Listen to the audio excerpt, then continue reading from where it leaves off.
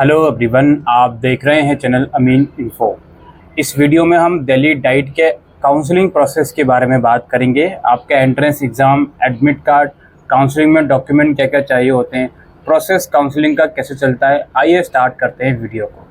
सबसे पहले भाई, अब इसके जो फॉर्म हैं वो तो क्लोज हो चुके हैं, करेक्शन विंडो दी गई थी वो भी बंद हो चुकी है। अब दिल्ली डाइट का जो एंट्रेंस एग्ज़ाम है वो शेड्यूल करा गया है 29 मई को, और इसके लिए जो एडमिट कार्ड है वो 21 मई को आ जाएंगे। अब थोड़ा सा अगर डेट आगे पीछे होती है एडमिट कार्ड की, 22 मई या 23 मई तक आता है, तो पैनिक क्रिएट मत करना। हालांकि शेड्यूल में 29 मई अभी भी टेंटेटिव लिखा हुआ है, बट अभी आप ये मानकर चलो 29 मई को ही आपका जो एंट्रेंस एग्ज़ाम है वो होगा। आपका जब एडमिट कार्ड आएगा 21 या 22 मई को, तो उस एडमिट कार्ड में कुछ इंपॉर्टेंट इंस्ट्रक्शन होती हैं, प्लीज़ उसे ज़रूर पढ़िएगा। उसमें बिल्कुल टाइम लिखा होता है, किस टाइम पर आपका पेपर शुरू है, किस टाइम तक एंट्री अलाउड होगी, वो सब चीज़ें ज़रूर देखिएगा। और मोस्ट इम्पॉर्टेंटली डॉक्यूमेंट क्या क्या चाहिए आपको एग्ज़ाम हॉल में, ये सब चीज़ें ज़रूर से देख लीजिएगा। एडमिट कार्ड के ऊपर हम कोशिश करेंगे सेपरेट वीडियो बनाई जाए।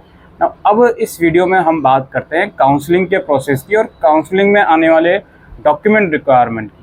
सबसे पहले आप ये समझिए, 29 मई को जब आपका एंट्रेंस हो जाएगा, उसके बाद जो उसका रिज़ल्ट है वो 4 जून को आएगा।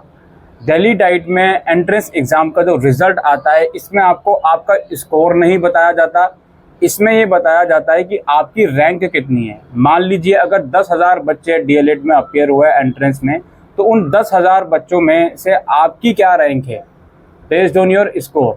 ऑब्वियसली स्कोर डायरेक्टली बताया जाता नहीं है। अब वो क्यों नहीं बताया जाता, वो दिल्ली डाइट बेहतर जाने। तो 4 जून को आपको ये पता चल जाएगा कि आपका कितना रैंक है। उसके बाद SCERT आपको 2-3 दिनों के लिए एक ऑप्शन देती है कि जो डाइट का प्रेफरेंस आपने भरा था एडमिशन फॉर्म भरते समय, उसमें अगर आप कोई मॉडिफिकेशन करना चाहते हो, कोई चीज़ें ऊपर नीचे करना चाहते हो, या कुछ एडिशन या डिलीटेशन करना चाहते हो, तो वो आप कर सकते हो अगर करना चाहते हो। वो ऑप्शन मैंडेटरी नहीं है, जो बच्चा चूज़ करना चाहता है वो कर सकता है। ठीक है, वो शेड्यूल में लिखा हुआ है किस डेट से लेकर किस डेट तक वो ऑप्शन खुलेगा। अब ये काम आपने कर लिया। इस काउंसलिंग के प्रोसेस में सबसे पहला स्टेप है आपका फर्स्ट राउंड का रिज़ल्ट आएगा। फर्स्ट राउंड के रिज़ल्ट आने के बाद SCERT की वेबसाइट पर लिस्ट पब्लिश होगी कि हमने किन किन बच्चों को फर्स्ट राउंड में एडमिशन दिया है। जिन जिन बच्चों को एडमिशन मिला होगा उनके पोर्टल में भी वो चीज़ें रिफ्लेक्ट कर जाएंगी, लॉगिन पोर्टल में, कि आपको ये सीट अलॉट हुई है इस कॉलेज में। अब फर्स्ट राउंड का जब रिज़ल्ट आता है, इसमें 3 कैटेगरी के बच्चे होंगे। पहली कैटेगरी वो जिनको कोई भी सीट अलॉट नहीं हुई, वो डायरेक्टली सेकेंड राउंड के लिए एलिजिबल हो जाएंगे। दूसरी कैटेगरी वो जिनको कोई सीट अलॉट हुई है और वो उससे सेटिस्फाइड है।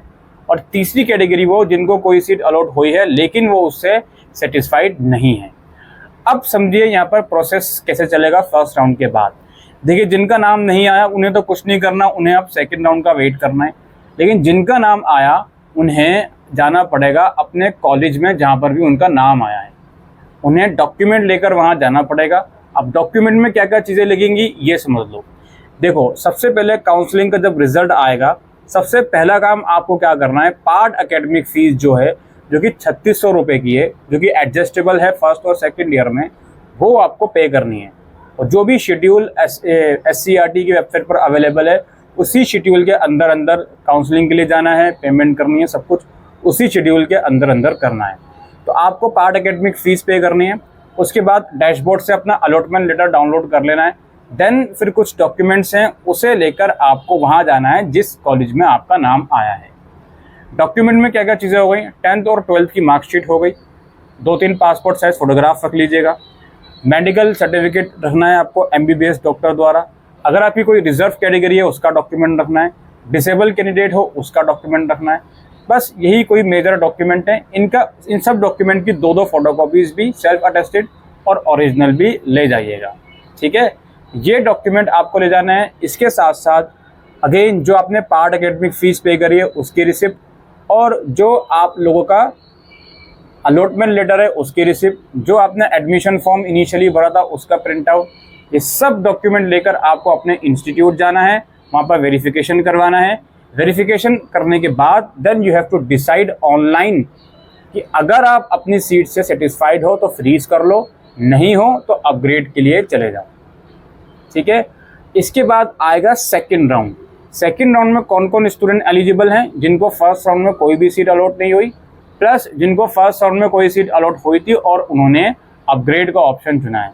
तो फिर सेकंड राउंड का रिजल्ट आएगा, सेम प्रोसेस चलेगा सारा सब कुछ, और अगेन सेकंड राउंड में जिसको सीट अलॉट नहीं हुई वो थर्ड राउंड में ऑटोमेटिकली चला जाएगा।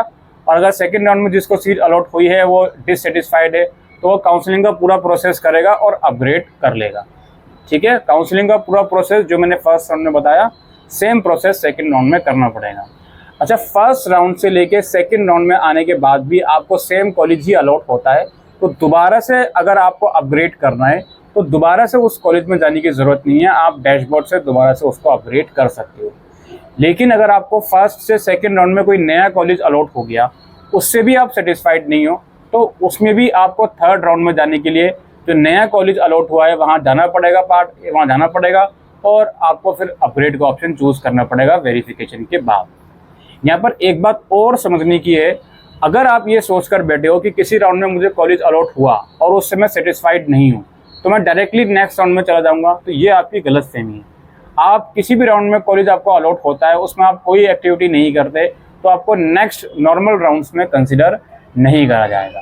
तो ये सारा डिटेल प्रोसेस है दोस्तों SCERT दिल्ली काउंसलिंग का। बाकी जब ये नॉर्मल राउंड्स हो जाते हैं उसके बाद आपको सभी बच्चों को जिनको भी कॉलेज अलॉट हुआ होता है उनको फिर फिजिकल रिपोर्टिंग के लिए दोबारा बुलाया जाता है। जो भी आपकी एडमिशन फीस वगैरह होती है वो आपको पे करनी होती है, और ये सारा शेड्यूल जो वेबसाइट पर अवेलेबल है उसी के हिसाब से चलेगा। ऑलराइट, यही सारा प्रोसेस था दोस्तों SCERT DLED काउंसलिंग का। उम्मीद करते हैं ये वीडियो आपको यूज़फुल लगी हो, तो वीडियो को शेयर कीजिएगा। Thank you.